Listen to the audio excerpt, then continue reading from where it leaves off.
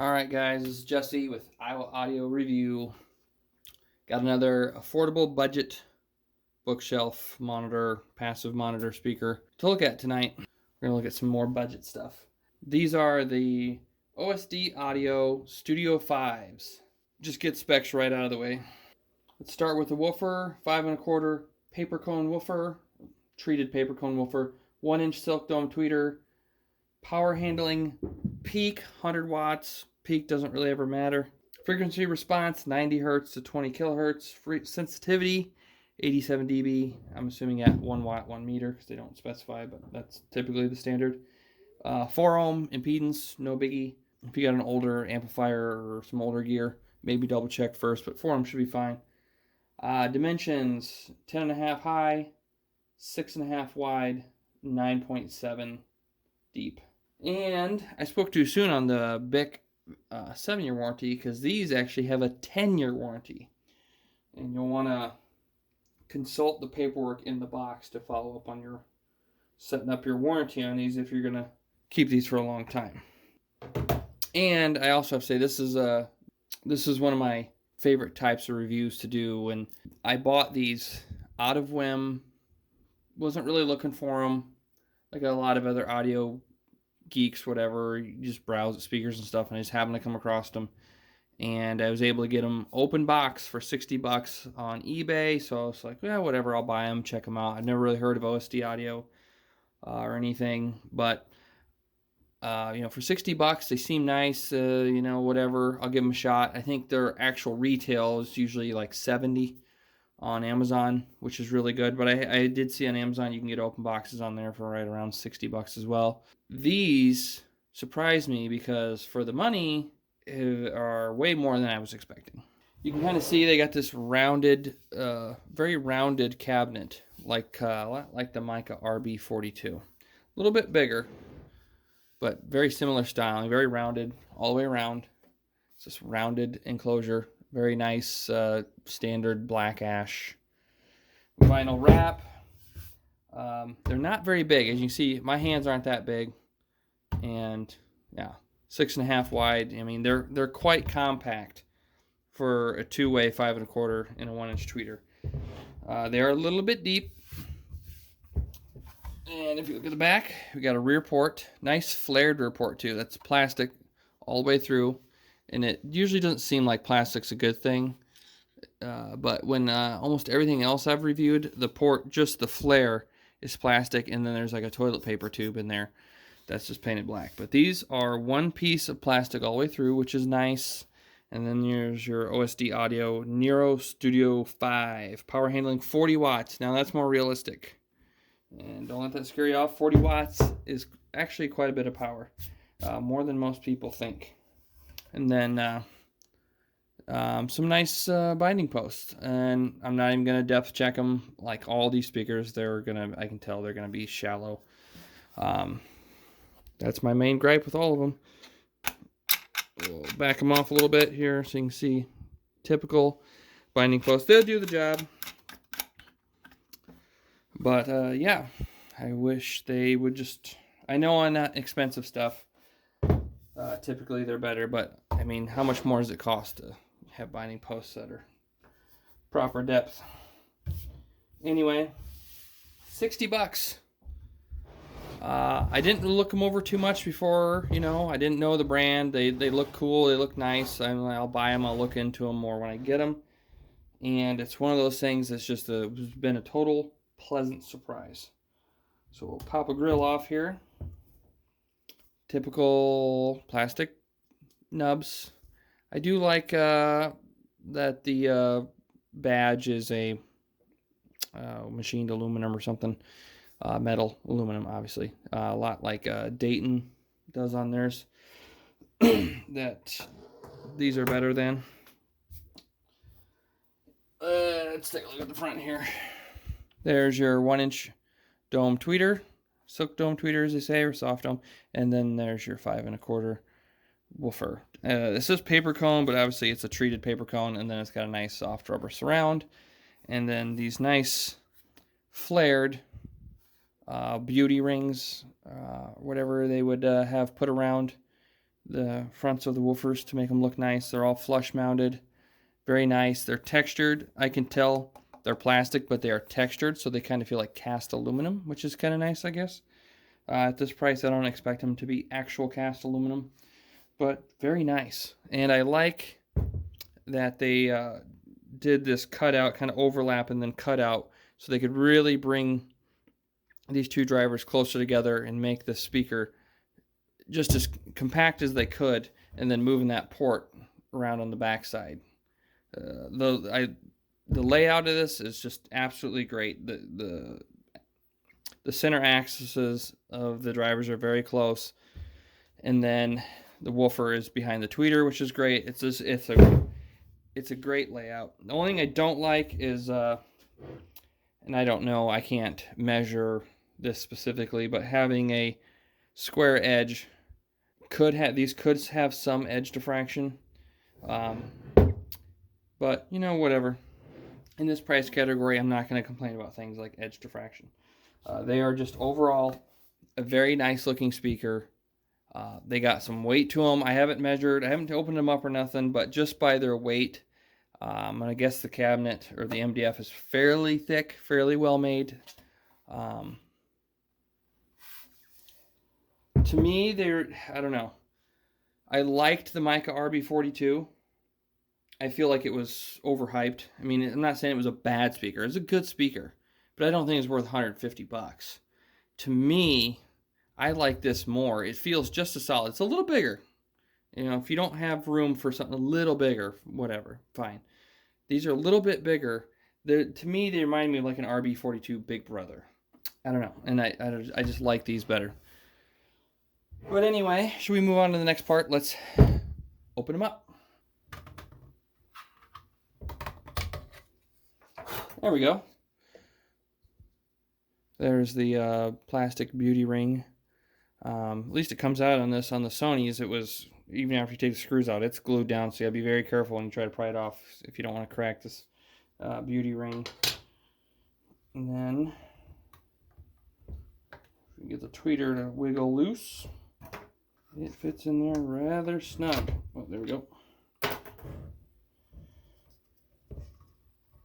There. Oh yeah, okay. They soldered them, so I'm not gonna pull it off. But as you can see, is a typical. I've seen a lot of these lately. Small neodymium tweeter. Small. It doesn't have a lot of weight to it, but then again, a lot of these small tweeters like this don't. It doesn't have. Some of them will have a heat sink on the back here, kind of like the Dayton's I've used or see a lot. But yeah, not a big deal. All right. Oop. See if we can get under it there. There we go. Feels like it's got some good weight to it. Are these soldered as well?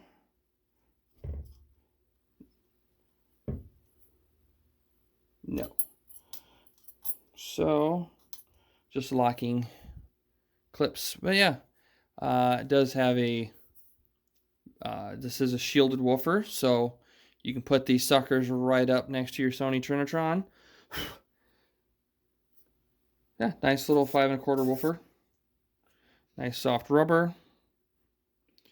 These have been cut out, I think, for the beauty ring to fit on there. Yep. No gasket material. Oh no, there is a gasket right here. It's just on the inner lip there. Oh, that's nice. The what do they call this? Well, basically, see how this is open on the bottom side here? You can see both sides of the spider. That is nice. It allows, actually, you can see the voice coil in there too. Let me grab a light. That is nice. These are actually some decent woofers. You can see the voice coil in there. Having that all open, I don't know all the benefits, but I know one of the benefits of having this open on the back side of the spider is it allows it to breathe and prevent any, I think, air pressure or anything from building up on the back side of the spider. This will also possibly, I think, help keep the voice coil cooler. But yeah, that's nifty. I've not seen that on anything else. Don't know because the magnetic shielding's in the way, but on the side of this, I don't know if this has a vented pull piece to vent the back side of the dust cap inside the voice coil. Or no, doesn't matter. Doesn't need it. See the hole there? It goes through the the voice coil cone or whatever. I don't remember what it's called. You see the hole it goes through. I'll put the light on the back side. See? That is going to prevent any air from building up, any air pressure building up inside. This is a nifty little woofer. This, again, I'm surprised. I have not opened these up. I don't know what to expect on the inside. But this is already way more than I expected for 60, 70 bucks. So, great woofer. Typical, nice 1-inch neodymium tweeter. Let's look at the cabinets. This front baffle has to be like an inch thick, because you can see it's chamfered out to flush mount the beauty ring. And then it's chamfered again to flush mount the woofer. And then there's still like a 1/2 inch of MDF there. It's got to be like, this front baffle's got to be like an inch thick. Yeah. Inch thick front baffle. Granted, where the speaker is mounted is not an inch thick, obviously, because it's all been stepped down or chamfered down to accommodate aesthetics. But overall, you have that inert thickness of the front baffle with that much material. It's going to be very inert, or very dense. That is, just again, one surprise after another. Okay, that feels like it's kind of glued in there, but you do have some poly stuff in there. We will look at the crossovers when we flip the terminal cups out the backside, but you can see even on the inside, the port, it is flared on both ends. There's an flare as well on the inside, which is good. Should help reduce vent mock. A decent amount of acoustic stuff in there. Very thick. The side panels don't feel I don't have a mic that I can get in there like that, but just by experience, if I feel this feels really thick front to back, and I feel this, I'm going to guess the sides are probably 1/2 or 5/8. So it's just the front baffle that's really thick, but it's still really good. A lot of these, it never hurts if you don't mind taking these kind of things apart. You take them apart and cut out a little piece of scrap with a little stick and run it side to side in there as a brace. Might help, might not. Even if it does help, is it going to help enough to where you'll be able to hear it? I don't know. But let's pop this guy back in. That is tight tolerances there, OSD. I don't know if OSD Audio actually makes these or if they just sought out a Chinese manufacturer. Ooh, hello. Nice air core inductor. Very nice. Yes. We got 2 nice air core inductors and some actual audio grade. I'm not going to say high grade, but typically audio grade looks like film capacitors, film or foil capacitors. There's one electrolytic capacitor here, but it looks like this could be a second order on the woofer, and these two combined, these 3 components here for the tweeter. So a second order on the woofer and a second order on the tweeter. This is nice to see an air core inductor on the woofer. A lot of these other speakers, even like the Sonys and the Yamaha S803, and a lot of the other speakers I reviewed that are so highly praised and hyped, they have air core inductors on the woofer. These guys, all other than the electrolytic cap, and if that's being used on the woofer, not a huge deal, but to see 2 good quality, they are smaller gauge, but still looks to be good quality air core inductors, decent quality mass production film and foil caps, heavier gauge wire coming off the binding post here. This is thicker than what I've seen on the Sonys, the Sherwin Vegas, the Yamahas, about everything. So again, and even the wire running off of the crossover looks to be decent thickness.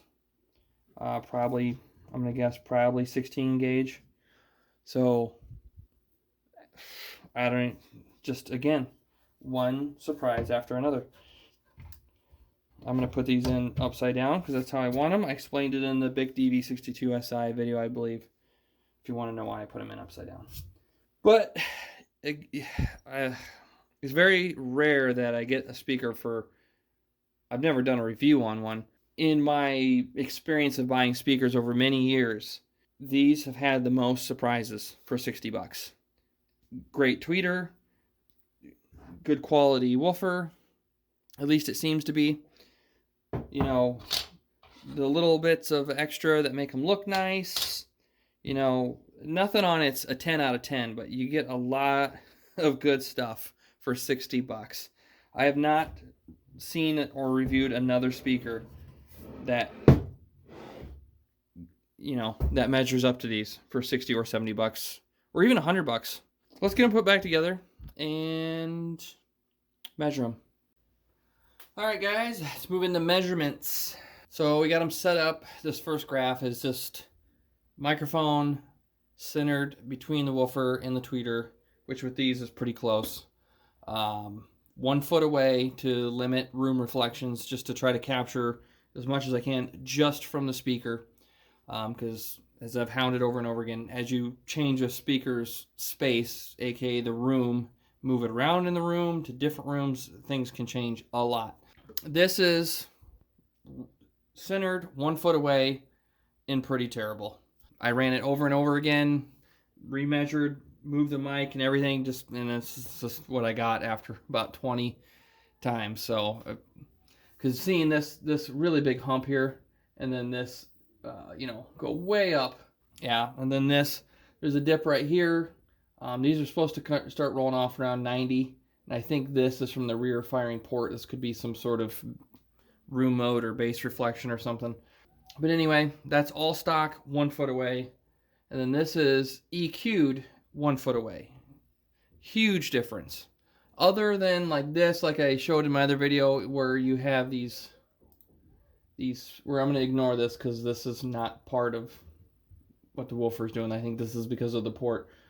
Like this peak, this whole section here, from about 800 all the way up to just under 2K, went into EQ APO, pulled all that down. Right here at about 150, went into EQ APO and pulled that down.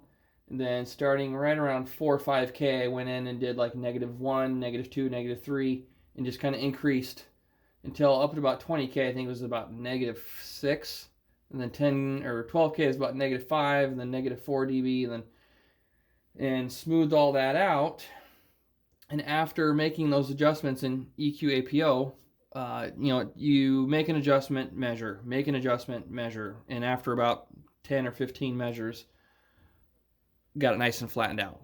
But it's kind of pointless because you're not going to sit a foot from the speaker and listen to it. So let's move on to listening position and notice the difference from 1 foot away. Pretty terrible. I was kind of going to lose hope. But we go back to listening position. No EQ, just listening position. Look how much better it is. It's let's see if I can overlap, do an overlay on there. That's just the two OEM, or I just call them OEM for stock or whatever. But the red is 1 foot away, and the blue here is in my listening position. Just moving the microphone back to where I sit. And I think a lot of it has to do is I have a lot of acoustic treatment.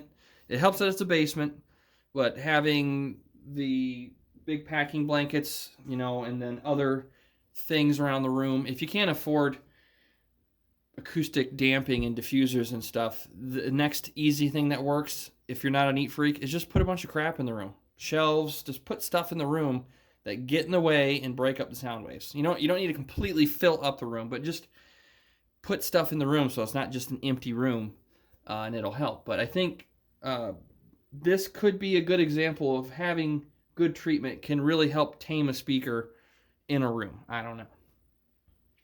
But I was actually quite flabbergasted to see this straighten out a lot, especially this peak here on the tweeter, because you can tell this where this comes down right here. These are crossed right around 3K. And then the tweeter just takes off like a rocket at 1 foot. But like I said, backing it up, this right here is actually really, really good with no EQing. It's quite good. Anyway, so this is stock listening position. And then after you go back in the EQ APO, make some adjustments. And a lot of these little speakers like this, first thing I do in EQ APO is I come in here, these 20, 25, 31, sometimes even 40 hertz, These little speakers can't reproduce. There's no point in trying to make them do it. It usually just makes things worse. Best thing to do is I go in, and you can drag them to the bottom with the mouse, but I just type in negative 99 dB over here, and that puts them all the way at the bottom. Just completely cut them out, and that helped a lot with that hump that I was getting right here. I completely got rid of that because this is in 30 hertz. If you like it, you could leave it in, but I can tell it's because of the rear port firing and bouncing off the wall, and you could almost, I don't know if it's not necessarily a port tune, but I think it's more just maybe my room in that low frequency area. I don't know.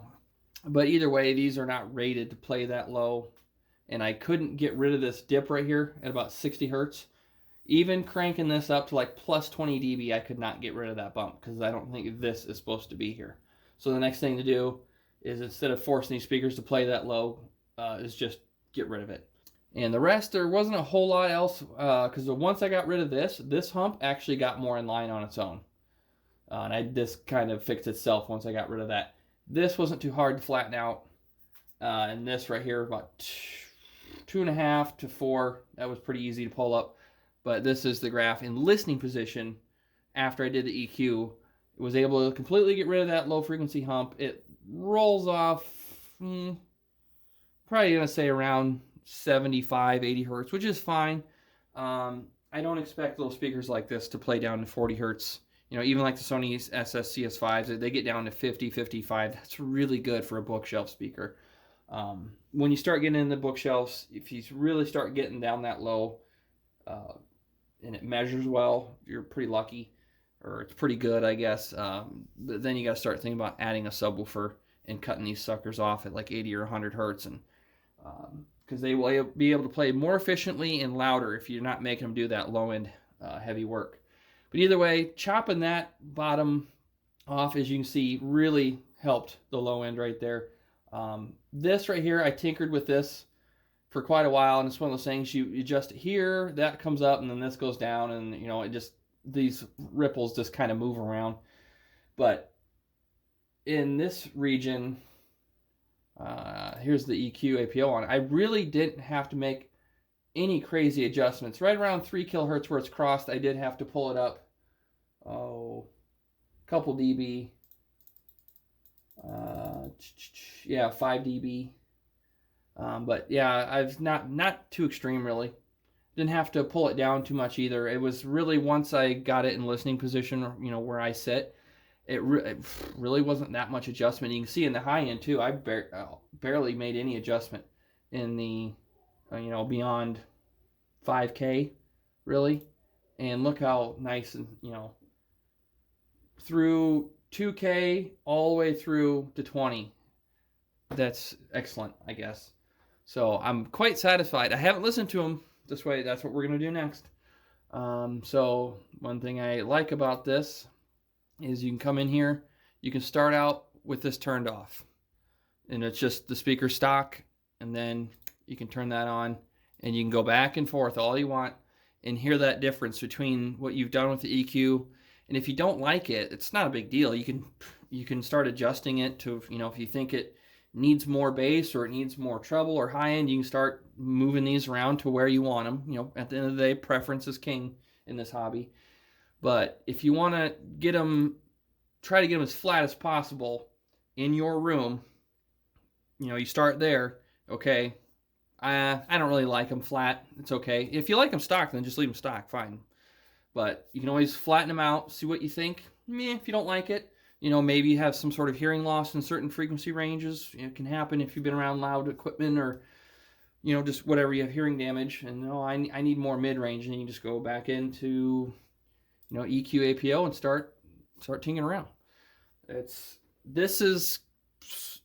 think this is going to be the future of audio, whether it's like I have a music PC, or you do it with, you know, it's on a phone or a streamer or some sort of digital interface hooked to your audio, where it's going to allow you to adjust these sort of things, or even do it automatically like a lot of the home theaters. I think this is going to keep seeing more and more of this kind of stuff, because what you can do with these two things, and I looked up the Dayton mic, it's only like $75 or something. It's literally cheaper than buying. You can't buy a decent 31 band component EQ for 75 bucks. So what this microphone can do in this 2 pieces of free software is more powerful than any physical graphic equalizer or component equalizer. And you can take it room to room or wherever, and like I said, you can save all these profiles, whatever. You can have a good old time with all this stuff. But anyway, I'm going to move everything back over. Let's listen to them. Okay, moving into the last portion of this video where we have a bit of a listen. I'm going to start with just a basic tune. I use a lot. It's kind of a fast-paced rock tune. I use it because it seems to expose the differences between 2 speakers, or the differences when I change the EQ quite well, or it makes it pretty obvious. It's just one of those songs that tends to do that. So we'll start here, and then I'm going to switch over and probably just play like 1.5 or 2 high definition songs from HD tracks, and we'll call that the sound demo. So let's get started. We're going to start with the EQ off. When this is black right here, that means it's off. When that turns white, there's a blue square around it and it's white, that means the EQ is on. And you can see the graph below here. When this graph is here, the EQ is enabled. And you'll see when I turn the EQ off, it goes flat. The EQ is not. So if you looking for some sort of indicator, you can easily tell it's off right now and now it's on. When it's on, you'll see the curve when that EQ is on. So we're going to shut it off and we'll get started.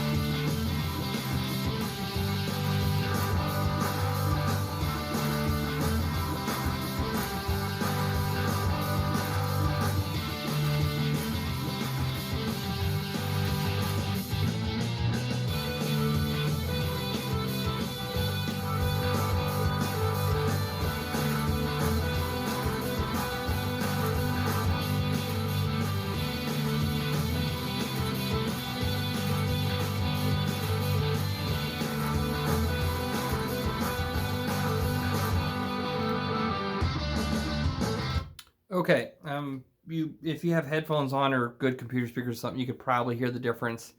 It flattens out, kind of becomes a more neutral sound, but the main thing you notice a lot of is the low end is just gone. EQing out that bottom hump there that was down, kind of came down, what was it, around 50 or whatever, and then it had that hump going up into 40 and then coming back down into the 30s. Creates this low thud almost, or low bump from these speakers. But yeah, tuning that out and cutting them off right around 75 hertz and kind of flattening out and fixing the low end really takes the bass out of them, which doesn't surprise me for a smaller bookshelf speaker. So when that EQ is enabled and everything's kind of flattened out, it does make the mid and treble seem a little brighter. But that's just because you got a little less meat with your potatoes now. So this is a point where a powered sub would come in nicely with these. I have one. I'm not gonna dig it all out and hook it up with these because it just depends. A lot of people may not be looking to run a sub with these, but all I'm gonna say is EQ'd out, flattened out, kind of tuned up the way they're supposed to be. They're gonna need a sub, which doesn't surprise me at all. Without the EQ on, they get along actually just fine without a sub. When OSD said they only go down to 90, they need to reevaluate that, because in a room, even when I had them upstairs in my bedroom, I left them in my bedroom a couple nights, just for watching TV at night, watched a movie in there and stuff. I just use this little Fosse amp, right? Whatever. What is this? The BT10A that it does not want to focus on. There you go. Yeah, this little guy. Just use this little guy off my computer in my bedroom, and then I had it out in the living room too, watched some TV on it, some movies. And they have quite good bass. It's actually like these don't cut off at 90. There's no way. And now that I've measured them, yeah, that rear port's reflecting off the wall. Probably has something to do with the way they're port tuned, and a couple factors why you're getting that kind of low boomy bass. Some people are gonna like it, some people may not. But all I can say is once you correct that and straighten out that bottom end, a lot of that low boomy bass goes away, and you're gonna need a subwoofer, which is not a big deal because you should have a subwoofer anyway. Anyway, let's just play through 2 of the higher res songs. I'll turn the EQ on and off as we go through those.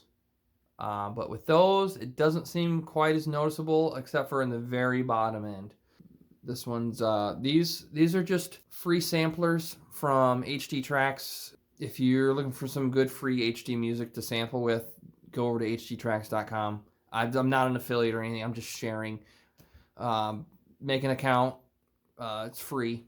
A free account or whatever. Make a profile. And then once you're in, if it doesn't pop up, I think you can just type in sampler pack or something. And I think they do a sampler pack every year. A handful of songs from, they're usually 24-bit, 96 kilohertz sampler tracks from Chesky. And I've used them a few times now, and I haven't got any copyright flags from YouTube. So I don't know if these samplers that go out, if Chesky, I don't know, lets people use them. I don't know. I figure since it's a free sampler and they're allowed to give them away for free, there must not be any copyright or something on them. I don't know. And we'll start with, this one's from the 2018 sampler packs called Good Morning Heartache. We'll start here.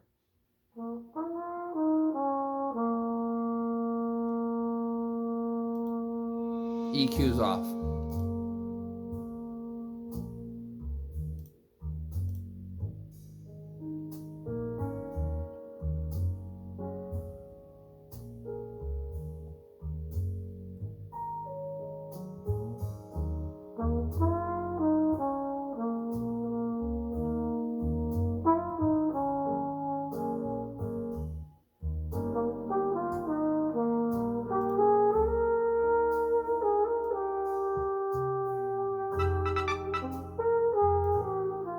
Jesus.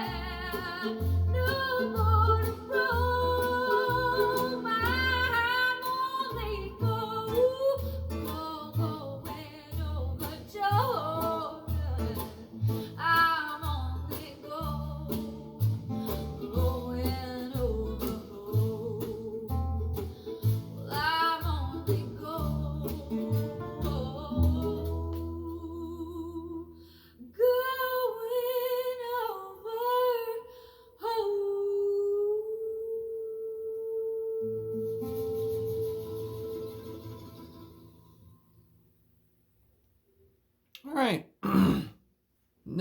I don't know how much you could tell. Even me sitting here in the room, turning the EQ on and off on these less complex, kind of slower songs and stuff. Um, the mid-range and stuff is not quite as noticeable. I can tell it's a little bit not quite as bright there, because then initially before I EQ'd it, there was a bit of a hump in there. But nothing major. Like I said, once I backed the microphone up, they actually measured fairly well. I mean, depending on what your definition of well is, but pretty good. doing a lot of this didn't make a huge difference. But the main thing I noticed when in these tracks that I just played was mostly just the low end. I don't know what it'd be, a cello or something, kind of playing along. It kind of goes away. It's almost like you're shutting a subwoofer off. But again, I'm not really disappointed. They're a small bookshelf speaker. Even I don't know if you can kind of see them next to the Sony CS5s. The CS5s aren't really that big. I mean, they're kind of tall for a bookshelf speaker, but they're not really that big, and these are even smaller. I actually, depends on what I'm listening to. In this kind of music, didn't really seem to bother me with the EQ on.